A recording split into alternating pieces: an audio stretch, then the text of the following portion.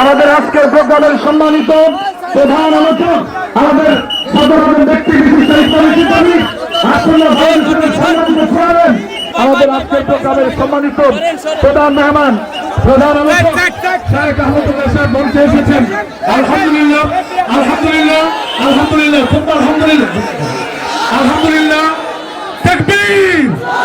আমরা যারা আমাদের বয়সী যারা আছেন এখানে বা আরো যারা সিনিয়র মুরব্বীরা আছেন এখানে ৪৫-৫০ বা আরো উপরে, আমাদের অনেকের বাবা মা ৩ বেলা ভালো করে খাবার দেওয়া আমাদেরকে তাদের জন্য কষ্টকর ছিল, কিন্তু এরপরেও আমরা বাবা মার প্রতি এতটা অনুগত, বাবা মাকে আমরা অনেক ফিল করি, অনেক মিস করি, বেঁচে থাকলেও ফিল করি আর মরে গেলে আরো বেশি মিস করি, ফিল করি।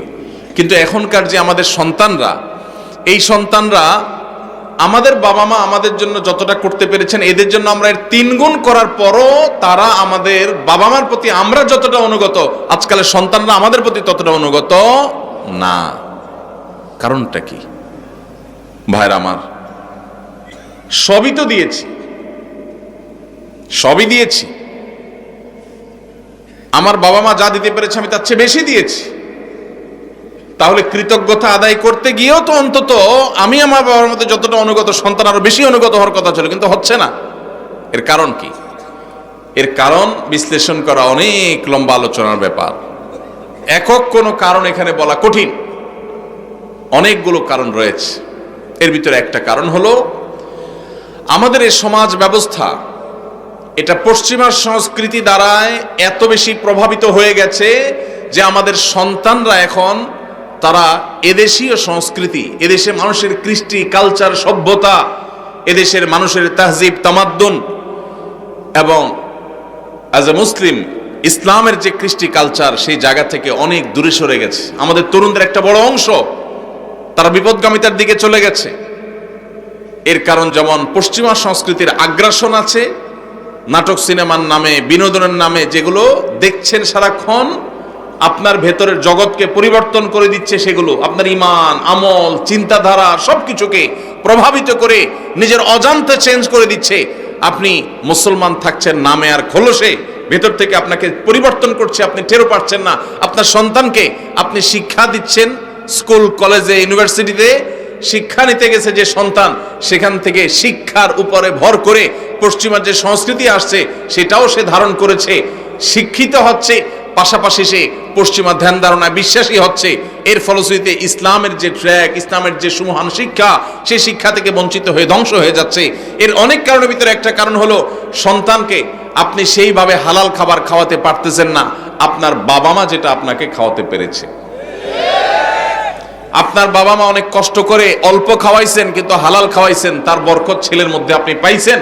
আপনি আপনার ছেলে মেয়েকে যা খাওয়াচ্ছেন বুকে হাত দিয়ে বলতে পারবেন না যে টনটন করে বাজবে, এতটা হালাল এবং পিওর যেটা আপনার বাবার সম্পদের মধ্যে ছিল, সেটা যদি আপনার সন্তানের মধ্যে আপনি করতে পারেন, ইনশাআল্লাহ এ যুগে আপনার সন্তান সবচেয়ে সভ্য ভদ্র এবং মাথা নিচু করে বিনম্রতার সাথে আপনাকে শ্রদ্ধা নিবেদন করবে। এজন্য সন্তান খাইলো কি খাইলো না এটার জন্য যতটা মরিয়া মায়েরা, এর চেয়ে বেশি মরিয়া হবেন সন্তানের পেটে হালাল ঢুকছে নাকি হারাম ঢুকছে বিষয়টা নিয়ে। আল্লাহ আমাদেরকে সেই তৌফিক দান করুন। ভাইরা আমার, তাহলে আমরা শাবানের নফল রোজার কথা বলছিলাম। এই নফল রোজাগুলো আমরা বেশি বেশি করে নিজেরা রাখবো, অন্যদেরকে রাখতে উৎসাহিত করব, অন্যদের মধ্যে প্রচার করব, জানাজানি করব। আগামী বছর আমাদের কাছে বলার দরকার নাই আমি হয়তো মাহফিল আগামী বছর আসবো না, বাঁচবো না, হয়তো মাহফিল আদৌ হইল না, কিন্তু আল্লাহর কাছে যেন এটা বলার মতো থাকে। এই মাহফিল থেকে যাওয়ার সময় নিয়ত করে যাবো ইনশাল্লাহ আমলটা করব। ঠিক আছে না ইনশাল্লাহ? আল্লাহ আমাদের সবাইকে আমলের তৌফিক দান করুন। তো এই যে মা বাবার সন্তানের কথাটা যেখান থেকে আসলো সেটা হলো আমরা শাবান মাসে বেশি বেশি রোজা রাখলে লাভ কি আমাদের না আল্লাহর? আল্লাহ কোরআনে বারবার আমাদের নেক আমল করতে বলছেন, নবীরা বারবার আমাদেরকে সতর্ক করছেন। এটা দেখে কোন জাহেল মানুষের মনে চিন্তা আসতে পারে যে ব্যাপার কি, আমরা আমল না করলে আল্লাহর কি?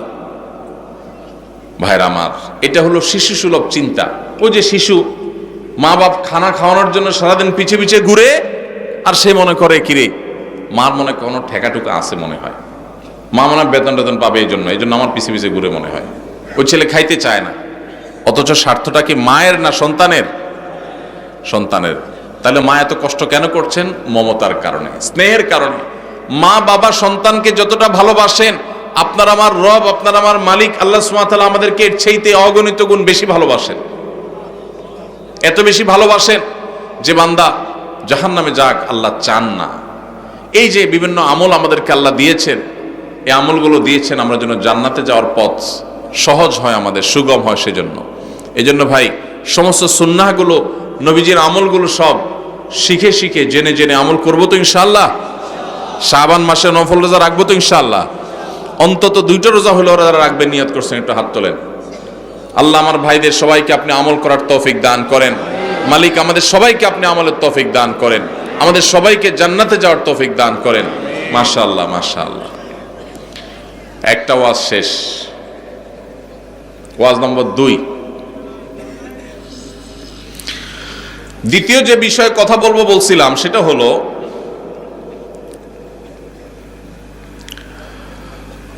আল্লাহ রাব্বুল আলামিন আমাদের জন্য যে সমস্ত বিষয়গুলোকে ফরজ করেছেন, ফরজ, এর মধ্যে একটা হলো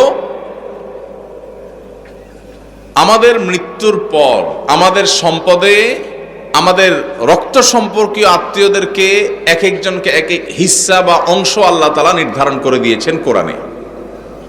জানেন তো আপনারা কোন সূরায় করেছেন? সূরা নিসা। কোরআনের সবচেয়ে বড় আয়াত, সবচেয়ে দীর্ঘ আয়াত। আল্লাহ রাব্বুল আলামিন যে বিষয় বলতে গিয়ে নন স্টপ বলে তারপরে দাঁড়িয়ে দিয়েছেন, অনেক দূরে গিয়ে পুরো বিষয় বলে শেষ করে তারপর দাঁড়িয়ে দিয়েছেন।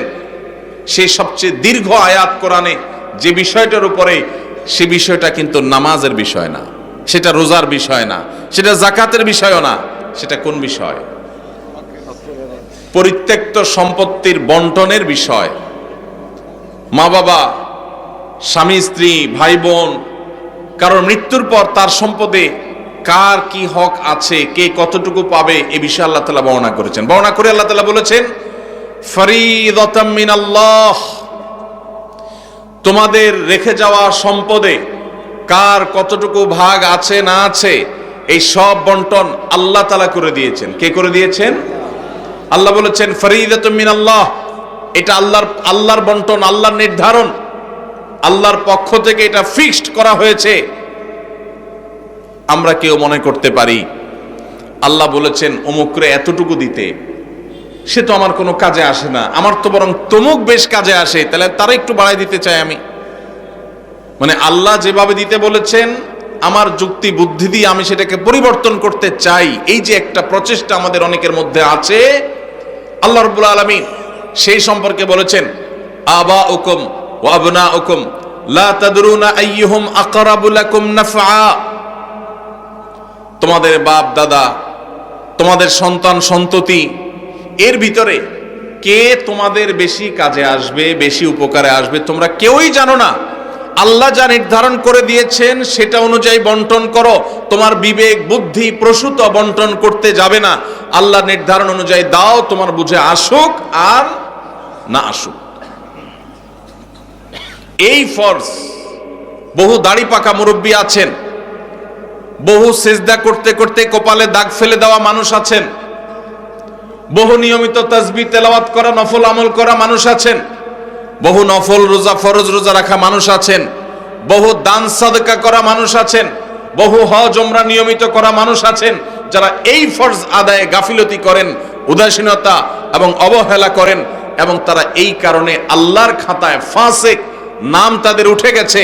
দুনিয়ার মানুষ তাদেরকে হাজী সাহেব বলে, গাজী সাহেব বলে, শেখ সাহেব বলে, মাওলানা সাহেব বলে, মুফতি সাহেব বলে, সভাপতি সাহেব বলে, সেক্রেটারি সাহেব বলে, অথচ এই সাহেব আল্লাহর খাতায় ফাসিক। কারণ সে তার বাবার সম্পদে, তার দাদার সম্পদে আল্লাহ তাআলা যাকে যতটুকু হিস্সা দিতে বলেছেন সেটাকে পাই পাই করে আল্লাহর নির্দেশ অনুযায়ী বন্টন করে নাই, সে নিজের খেয়াল খুশি মতো বন্টন করেছে, খেয়াল খুশি মতো ভাগ করেছে, খেয়াল খুশি মতো দখল করে নিয়েছে। আল্লাহর নির্ধারণের এই ফরজের সে মূল্য দেয় নাই। এই কারণে এই সমাজের বহু দাড়ি পাকা মানুষ জাহান্নামে যাবে। ভাইরা আমার, আমরা অনেকেই আছি থোক 10, 20, 50 হাজার টাকা মাহফিলে দিতে পারি, অনেকেই আছি মসজিদ মাদ্রাসা 20-50 হাজার টাকা দান করতে আমাদের কোনো আপত্তি নাই। আপত্তি কোন জায়গায়?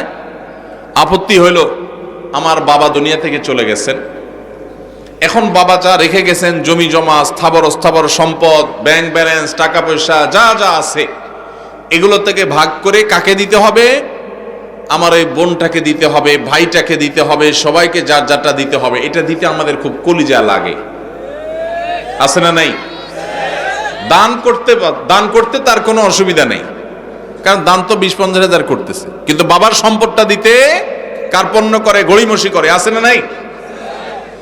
এই সমাজে যদি আপনি এ ক্লাসের মুসলমান দেখতে চান, খাঁটি মুসলমান যদি দেখতে চান, আসল মুসলমান যদি দেখতে চান, যেই মুসলমান শুধু সহজ আমল করে না, কঠিন আমলগুলোকে বুক চিতিয়ে বুক উঁচু করে করতে চায়, সেই মানুষগুলো হলেন তারা যারা বাবা মায়ের সম্পদে বা নিজেদের রক্ত সম্পর্কীয় আত্মীয় স্বজনদের সম্পদে যার যতটুকু হিস্সা আছে, কোরআন আল্লাহ তাআলা যতটুকু যাকে দিতে বলেছেন তাকে হিসেব করে পাই পাই করে ততটুকু দেয়, বিন্দু মাত্র বেশ কম করে না। এই মানুষগুলো হলো এই সমাজের সবচেয়ে ক্রিম মুসলমান, সবচেয়ে এলিট, সবচেয়ে এ ক্লাসের, আপার ক্লাসের মুসলমান। আপনারা আপার ক্লাসের মুসলমান হওয়ার চেষ্টা করবেন ইনশাআল্লাহ। মুরব্বীরা যারা আছেন, বাবাজিরা ভালো আছে যারা আছেন, আপনাদের বলছি সন্তানদেরকে ওসিয়ত করে যাবেন, ইসলাম নিয়ে এসে সেখানে লিখবেন রীতিমতো যে আমি মারা গেলে আমার সম্পদে কোরআন হাদিস যেভাবে বলেছে তোমরা ভাই বোনরা ঠিক সেভাবে পাই পাই করে হিসাব করে ওইভাবে বন্টন করবা, খবরদার এর কম বেশ করবা না। এটা ওসিয়ত করে যাবেন সন্তানদেরকে। এরপরে যদি কোনো সন্তান কিছু সম্পদ মেরে দেয়, ভাই বোনদের বঞ্চিত করে, কিছু থোক দিয়া লামসাম কিছু দিয়া তাদের কাছ থেকে দায় মুক্তির চেষ্টা করে, তাহলে ওই সন্তান দায়ী হবে। আর আপনি যদি জানেন আপনার মারা যাওয়ার পরে সন্তানরা এরকম সম্পদ নিয়ে তসরুপ করবে, 2 নম্বরই করবে, আর আপনি চুপচাপ চলে যান, তাদেরকে সতর্ক না করেন, তাহলে আপনিও আল্লাহর কাঠগড়ার আসামি হবেন। আর অনেক মুরব্বীরা আছেন যারা আপনাদের বোনদের সম্পদের হক দেন নাই, বাবার সম্পদ থেকে নিজেরা পাইছেন, বোনদেরকে দেন নাই, বোনদের সাথে চিটারি করছেন। কিভাবে চিটারি বলবো আমি? বাবার মৃত্যুর পর বোনরে দাওয়াত দিচ্ছেন, ভাগিনাদেরকে দাওয়াত দিচ্ছেন, দুলাভাইরে দাওয়াত দিচ্ছেন, আইনা ধুমসে একটা খাওন দিছেন, খাওয়ায়া নতুন নতুন বাজার থেকে শাড়ি টাড়ি আনছেন, আইনা বোনদেরকে শাড়ি, ভাগিনাদের কাপড় চোপড়, দুলাভাইরে লুঙ্গি, যার যা মনে চাইছে দিছেন, ধুমসে খাওয়াটাও এখন আলাপ উঠাইছেন। আগে খাওন দিয়েছেন পেটে, এরপরে আলাপ উঠাইছেন। কি আলাপ উঠেছেন, দেখো বোন, বাবা তো দুনিয়া থেকে চলে গেলেন, আল্লাহ তারা নিয়ে গেলেন, এখন জমি জমা গর্বিটা বাবার যেগুলো যেগুলো আছে শরীয়ত অনুযায়ী তো তোমাদেরও এখানে ভাগ আছে, কিন্তু বাবা যে সেই অসুস্থ হয়েছে ওই থেকে বাবার সব ট্রিটমেন্ট, ডাক্তার খরচ, এগুলো সব তো আমারই করা লাগছে, তোমাদেরও মানুষ করা লাগছে। এখন এখানে তোমাদের ভাগ আছে সেটা তো আমি জানি, এখন এগুলা কি করা তোমরাই বলো, বল তোমাদের কোটে, বল তোমাদের কোটে। এটা হলো খুব সূক্ষ্ম চিটারি, এটার নাম হলো সূক্ষ্ম চিটারি। ডাকাতি বাটপারির বিভিন্ন ধরন আছে, তো এটা এক প্রকারের বাটপারি। কেন বাটপারি বললাম? কারণ ওই যে বোনটাকে বললেন বাপের বাড়িতে আইনা খাওয়াইয়া দাওয়া, বাপ মরার পরে মনটা এমনি নরম, আরো মেয়ে মানুষ, যখন এটা বলছেন আপনি, তখন সে কি বলবে? বলেন কি বলবে? বলবে থাক ভাই, আমার কোনো দায় দাবি নাই, আপনি তো কষ্ট নষ্ট করছেন, বাবার সব ডাক্তার কবিরাজ খরচ দিছেন, দেখাশোনা করছেন, থাক আমাদের দিতে হবে না, আপনি দোয়া করে দিয়েন। মনের ভিতরে ব্যথা চাপায়া মেয়ে মানুষ মাত্র খাওয়াইছে ভাইয়ে, এখন যদি মুখের উপরে যদি বলে ভাই কি খরচ বরচ হয়েছে সেগুলো সব কাইটা রাইখা বাকি যেগুলো থাকে এগুলোতে আমাদের কত হয় হিসাব নিকাশ করে দিয়ে দিয়েন, এইটা বললে ওই বোনের আর রক্ষা আছে? পুরো এলাকাতে বদনাম ছড়ানো হবে যে আমার বোন বাপটা মইরা সারে নাই, কবরে রাইখা সারি নাই, এখন সে ভাগ চাইতে আসছে। এবার আমরা শুরু করব তাকে দুর্বল জায়গায় আঘাত করে তাকে দুর্বল করার। এই রোগটা আমাদের সমাজে আছে না নাই? মুরব্বীরা বাবাজিরা যারা আছেন কান খাড়া করে শুনে রাখেন, লম্বা দাড়ি নিয়া, তসবি তালিল নিয়া, নামাজ রোজা নিয়া ওয়াজ শুনতে শুনতে কানটা ঝালাফালা করে গেছেন। 2 পয়সার কোনো লাভ হবে না যদি বোনদের হক মেরে থাকেন। কিয়ামতের ময়দানে এই বোন দেখবেন দাঁড়ায় গেছে, এক চুল পরিমাণ ছাড় হবে না। যত আমল করেছেন সব দিয়ে জাহান্নামে যেতে হবে যদি বোনদের হক মেরে থাকেন। এই জন্য বাবারা, এই চিটারি করা যাবে না। ভাইয়েরা, এই চিটারি করা যাবে না।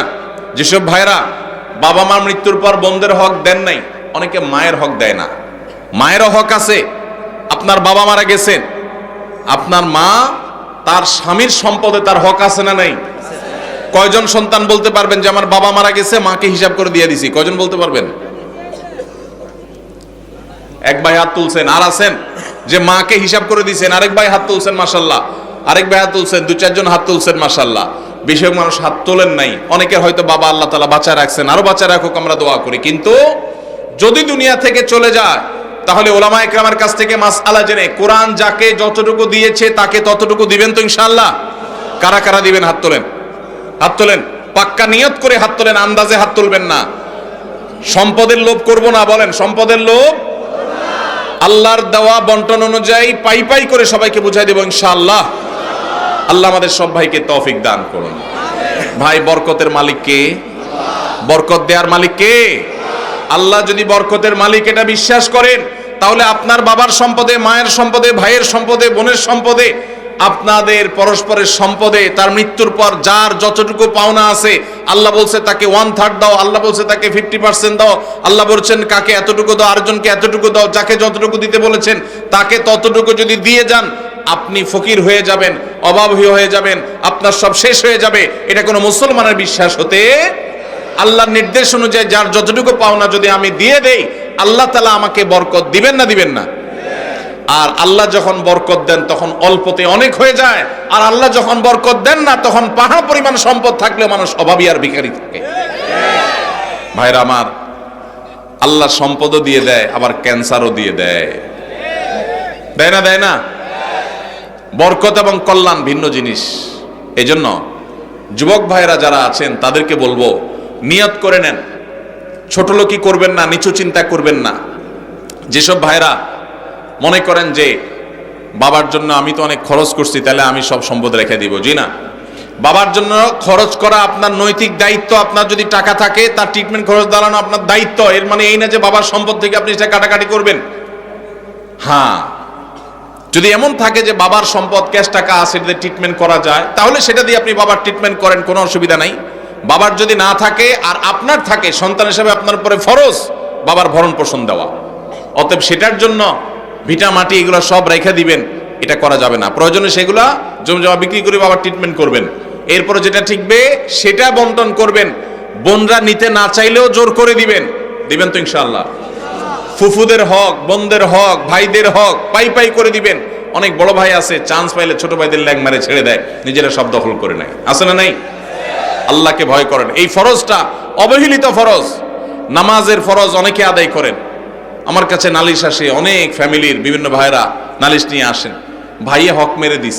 যে হক মারছে তার দাড়ি মাশাআল্লাহ একেবারে পেট পর্যন্ত চলে আসছে, কিন্তু হক মারতে তার বুকও কাঁপে নাই। এইরকম 2 নম্বর দাড়িওয়ালা মানুষ আছে না নাই? এই 2 নম্বর দাড়ি আল্লাহর কাছে অ্যাকসেপ্ট হবে। এখন আবার নতুন এক শয়তানি শুরু হয়েছে, সেটা হলো আল্লাহ রাব্বুল আলামিন বাবা মায়ের সম্পদে ছেলেদেরকে মেয়েদের দ্বিগুণ সম্পদ দিতে বলেছেন, ভাগ দিতে বলেছেন। মেয়েরা যদি টোটাল সম্পদের 10 টাকা পায় একজন মেয়ে, তাহলে একজন ছেলে পায় 20 টাকা। এখন আমাদের দেশে কয়দিন পর পরই কিছু সুশীল আছেন যারা আল্লাহর কোরআনেরও সংশোধন করতে চায়, নাউজুবিল্লাহ। তারা দাবি তোলে যে সমান অধিকার দিতে হবে, এবং সমান অধিকার কথাটা শুনতে বেশ সুন্দরই শোনা যায়, ভালোই লাগে। আমরা অনেকে বিভ্রান্ত হয়ে যাই, তাই তো একই বাবার সন্তান হয়ে মেয়ে যদি এক আনা পায়, ছেলে কেন দুই আনা পাবে? ছেলেও সন্তান, মেয়েও সন্তান, তাহলে মেয়ে এক আনা পাবে, ছেলেও এক আনা পাবে, এমন হওয়া দরকার।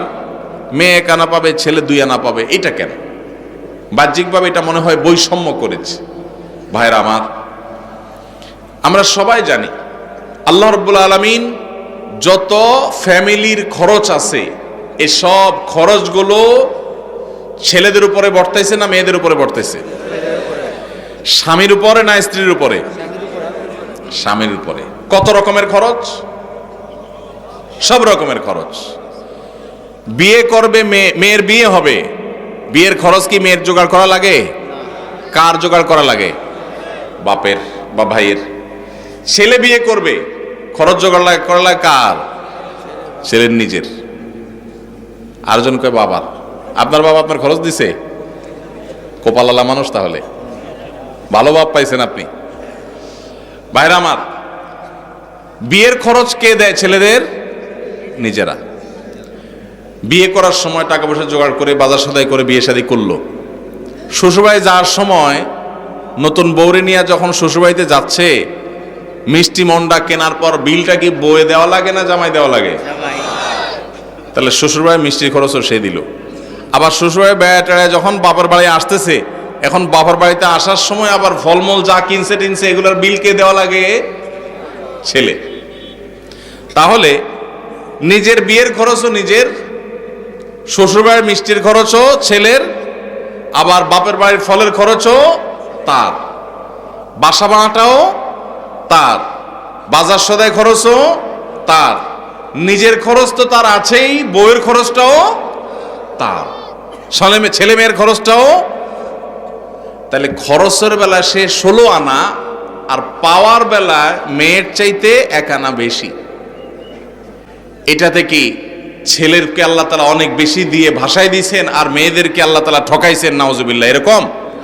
তাহলে যে সমস্ত মাথা মোটা মানুষরা মনে করেন মেয়েদের প্রতি বৈষম্য হয়েছে, নাউজুবিল্লাহ, তারা মূলত একটা নির্দিষ্ট এজেন্ডা বাস্তবায়ন করতে চান। তারা এত গবেট না, এত গবেট না যে এই হিসাব বুঝবে না।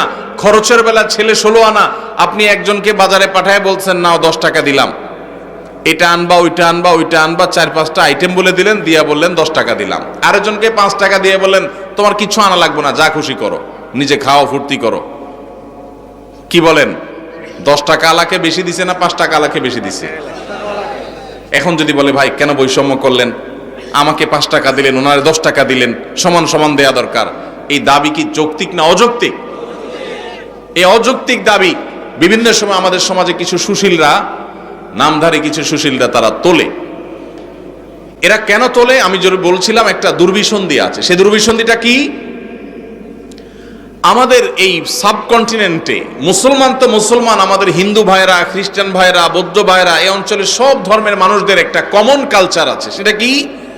সেটা হলো পুরুষরা তারা বাহিরের জগৎটা দেখভাল করে, টাকা পয়সা কামাই করা, রুজি রোজগার করা, যা লাগে সব বাহিরের সব দেখে, বাজার সদাই সব দেখে, আর ভেতরের সাইডটা কে দেখে?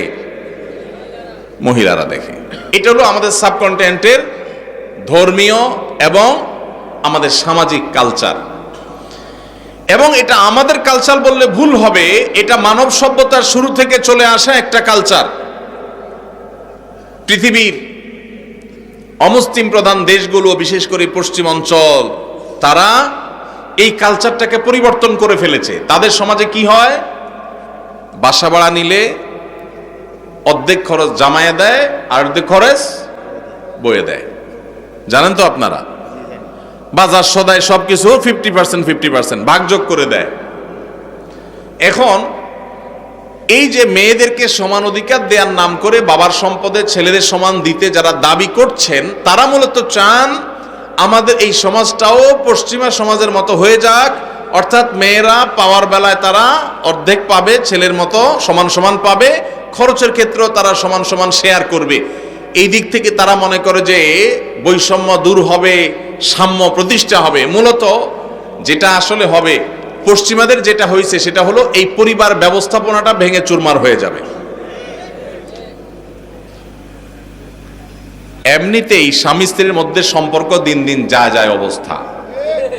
এরপরে যদি বলেন যে বউরে বলেন ঠিক আছে বাসা ভাড়া তুমি অর্ধেক দাও, ছেলেদের খরচ অর্ধেক দাও, সবকিছু অর্ধেক দাও, তাহলে এবার কামড়া কামড়ি নিজেদের মধ্যে অশান্তির পরিমাণ বাড়বে না কমবে?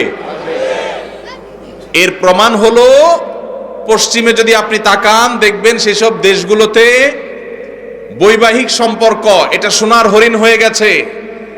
স্বামী স্ত্রী বলতে যে একটা সুখের সংসার, এটা তাদের কাছে সোনার হরিণ হয়ে গেছে। পরিবার ব্যবস্থা ভেঙে ধ্বংস হয়ে গেছে। এখন সেটাকে এদেশে যারা আমদানি করতে চায় তারা এদেশের মানুষের শত্রু। এই শয়তানের দোসরেরা আল্লাহর বিধান থেকে, কোরআন থেকে আমাদেরকে সরাতে চায়। আমাদের সংবিধানে, আমাদের আইনে কোরআনের তো অন্য কোনো কিছু নাই।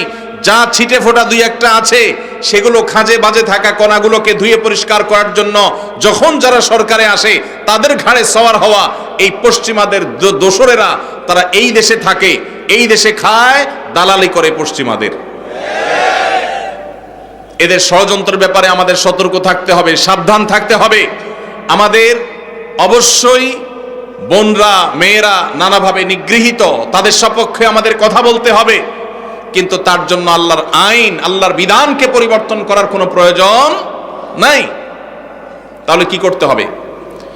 দেখুন, আমাদের সমাজে এটা ঠিক যে অনেক স্বামীরা নিজেরা ইনকাম করে বলে স্ত্রীদের খোঁটা দেয়, কথার তলে রাখে, কথা শোনাতে থাকে, কষ্ট দেয়, এবং কথায় কথায় তাদেরকে এই যে উপায় উপার্জন করে, টাকা পয়সা নিয়ে আসে, বাজার সদাই করে, এগুলোর তুলনা দেয়। এই যে ছোট লোকিগুলো পুরুষরা করে, সেগুলো বন্ধ করতে হবে।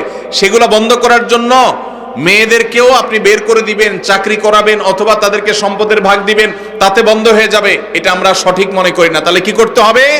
তাহলে নারীদের প্রতি নিগ্রহের রাস্তাগুলো বন্ধ করতে হবে। শরীয়ত যতটুকু দিতে বলেছে ততটুকু যদি নারীকে দেওয়া হয়, নারী কখনো স্বামীর উপরে শতভাগ ডিপেন্ডেন্ট হবে না।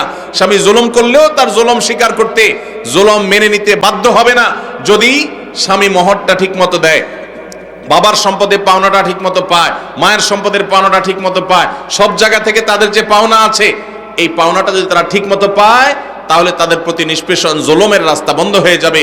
আল্লাহ রাব্বুল আলামিন মেয়েকে মহরের মাধ্যমে স্বামী থেকে পাওয়ার রাস্তা রেখেছেন। আবার স্বামী মারা গেলে সেই সম্পদ থেকে ভাগ পায়, ছেলে মারা গেলে সেখান থেকে, ছেলে মেয়ে মারা গেলে সেখান থেকে পায়, আবার বাবার সম্পদ থেকে পায়, মায়ের সম্পদ থেকে পায়, সব জায়গা থেকে পায়। খরচের বেলা তাকে একেবারে জিরো রেখেছে। এটা মেয়েদের প্রতি বৈষম্য না, এটা মেয়েদের প্রতি বরং ইহসান। আজকের এই বস্তা পচা সস্তা চিন্তাধারা যারা লালন করছে তারা সমতার কথা বলে, ইসলাম সমতার কথা বলে না। তাহলে কিসের কথা বলে? ইসলাম ন্যায্যতার কথা বলে। কিসের কথা বলে? সমতা এক জিনিস, ন্যায্যতা আরেক জিনিস। সব সময় সমতা ইনসাফ প্রতিষ্ঠা করে না, কিন্তু ন্যায্যতা সব সময় ইনসাফ প্রতিষ্ঠা করে। কিভাবে? ছোট ছোট কয়েকটা উদাহরণ নেন। আপনার একটা ছেলে আছে, একটা মেয়ে আছে। ছেলেটার বয়স মনে করেন 15, মেয়েটার বয়স ধরেন 12। ছেলেটার জ্বর হয়েছে 103, ডাক্তার বলছে নাপা খাওয়াইতে, বাজার থেকে এক পাতা নাপা কিনে আনছেন, আইনা ভাত টাত খাওয়াইয়া ছেলেকে নাপা খাইতে দিছেন, ছেলে নাপা খাইছে। এখন মেয়ের কিন্তু জ্বর টর কিচ্ছু নেই, হঠাৎ করে আপনার মাথায় ভূত চাপলো, আমাদেরকে তো সমতা প্রতিষ্ঠা করতে হবে। তাহলে আমার সন্তান, ছেলেও আমার সন্তান, মেয়েও আমার সন্তান, একটারে নাপা খাওয়াইলাম আরেকটাকে খাওয়াইলাম না, এটা তো জুলুম হইল।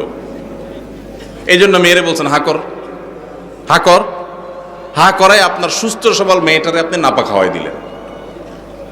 সমতা এখানে হয়েছে না হয় নাই? কি হয় নাই? ওয়াজ কি বুঝে শুনে কথা বলেন না, না বুঝে জবাব দেন। সমতা হয়েছে না হয় নাই ভাই? সমতা হয় নাই? ছেলের একটা নাপা খাওয়াইছে, মেয়ের একটা নাপা খাওয়াইছে, সমতা হয়েছে না? কিন্তু ইনসাফ কি হইল? ইনসাফ কি হইল? জুলুম হয় নাই? সুস্থ মানুষকে নাপা খাওয়ায় কিডনি নষ্ট করার কাম হয় নাই? ভাইরা আমার, ইসলাম সমতার কথা বলে না। সমতা বললে শুনতে খুব মুখরোচক শোনা যায়, সব জায়গায় সমতা হইলে ভালো হয় না। ন্যায্যতাটা সবসময় ভালো হয়। আল্লাহ ন্যায্য দিতে বলেছেন, ন্যায্য যার যতটুকু দরকার। একটা ছেলে 20 বছর বয়স, আরেকটা 10 বছর, ঈদ আসতেছে, রমজানে মার্কেটে যায় কেনাকাটা করলে আমল নষ্ট হবে, এই জন্য আগে ভাগে ঈদের জামা কিনতে গেছেন। এখন যা জামা কিনে ফেলছেন, একটা পাঞ্জাবি, 2টা পাঞ্জাবি কিনছেন। যেহেতু আপনার মাথায় ভূত ঢুকছে, ওই যে পশ্চিমের ভূত, যে সমতা প্রতিষ্ঠা করতে হবে, সমান অধিকার দিতে হবে, সেজন্য কি করছেন, জামা কিনতে যায়, জামাতে কিনতে গিয়া দোকানদারে বললেন, ভাই আমারে 2টা জামা দেন, সেম ডিজাইনের, সেম কালারের, সেম সাইজের 2টা জামা নিয়ে আসলেন। আয়না 20 বছরের ছেলেরে যে পাঞ্জাবি দিলেন, একই সাইজের পাঞ্জাবি 10 বছরের ছেলেরাও দিলেন। সমতা কি হইছে না হয় নাই? ন্যায্যতা কি হইছে? ইনসাফ কি হইছে? এটা ছোট ছেলের সাথে তামাশা হইছে নাকি হাদিয়া দেওয়া হইছে? তামাশা হইছে। অতএব আল্লাহর বিধানকে যদি কেউ পরিবর্তন করে তথাকথিত সমাজ সমতা প্রতিষ্ঠা করতে চায়, তাহলে সেটা দেখতে মনে হবে, শুনতে মনে হবে যে অনেক ভালো কিছু করেছে, আসলে সেটা হবে সবচাইতে ক্ষতিকর। ভাইরা আমার, এরকম শত শত উপমা দেওয়া যাবে, শত শত উদাহরণ দেওয়া যাবে, শত শত দৃষ্টান্ত দেওয়া যাবে, যেগুলো দিয়ে সাব্যস্ত করা যাবে ইসলাম ন্যায্যতার কথা বলে, সমতার কথা নয়। কোন জায়গায় একজনকে বেশি দিতে হচ্ছে, আরেক জায়গায় আরেকজনকে বেশি দিতে হচ্ছে, যেখানে যতটুকু প্রয়োজন সেখানে ততটুকু দেওয়া, এটা হলো আল্লাহর বিধান। আর মন গড়া তথাকথিত সমতা, এটা হলো মুখরোচক, শুনতে সুন্দর শোনা যায়, ভালো শোনা যায়, কিন্তু সেটা বাস্তবতা বিবর্জিত। আমরা যদি দেখি পৃথিবীর যে সমস্ত সমাজ আল্লাহর এই বিধান মতো সমাজ পরিচালনা করে না, পরিবার পরিচালনা করে না, তাদের সমাজে বাহ্যিক উন্নতির অনেক প্যারামিটারে তারা এগিয়ে গেছে, কিন্তু তাদের পরিবার ব্যবস্থাপনায়, দাম্পত্য সম্পর্কগুলোতে তারা মিসকিনের মতো অসহায় হয়ে যাচ্ছে দিন দিন। কোনো বিশ্বাস নাই, কোনো ভক্তি নাই, ভালোবাসা নাই, পরস্পরের কোনো প্রকার আন্তরিকতা নাই। আল্লাহ তাআলা আমাদের সবাইকে আল্লাহর এই গুরুত্বপূর্ণ ফরজ বিধান, কারণ মৃত্যুর পর তার সম্পদে আল্লাহ কোরআনে যাকে যতটুকু দিতে বলেছেন, আল্লাহ আমাদের সবাইকে তাকে ততটুকু দেওয়ার তৌফিক দান করুন। এর জন্য মানসিক সৎসাহস লাগে, সৎসাহস লাগে। এই দেশে মেয়েদেরকে আল্লাহ যতটুকু দিতে বলেছেন, যদি সব ভাইয়েরা বোনদেরকে দিয়ে দেয়, বাবারা মেয়েদেরকে দিয়ে দেয়, সন্তানরা মায়েদেরকে দিয়ে দেয়, স্বামীরা স্ত্রীদেরকে যদি ততটুকু দিয়ে দেয়, তাহলে মেয়েরা এমনিতেই রানীর মতো সিংহাসনে ভাসবে, মেয়েদের কোনো অভাব থাকবে না, কোনো স্বামী টাকার খোঁটা তাদেরকে দিতে পারবে না। আপনি নিজে বোনের হক দেন নাই, স্বামীর সংসারে তার মুখটা ছোট। আপনি নিজে আপনার মেয়েকে বিয়ে দিয়েছেন, অনেক টাকা খরচ হয়েছে, এই খোঁটা দিয়া সম্পদ থেকে তাকে বঞ্চিত করে দিয়েছেন, সে স্বামীর সংসারে ছোট। সব জায়গা থেকে যদি তার অধিকারগুলো সব দেওয়া হয়, তাহলে সেই সংসারে সে ছোট থাকবে না, তার হাতেও ক্যাশ টাকা থাকবে ইনশাআল্লাহ।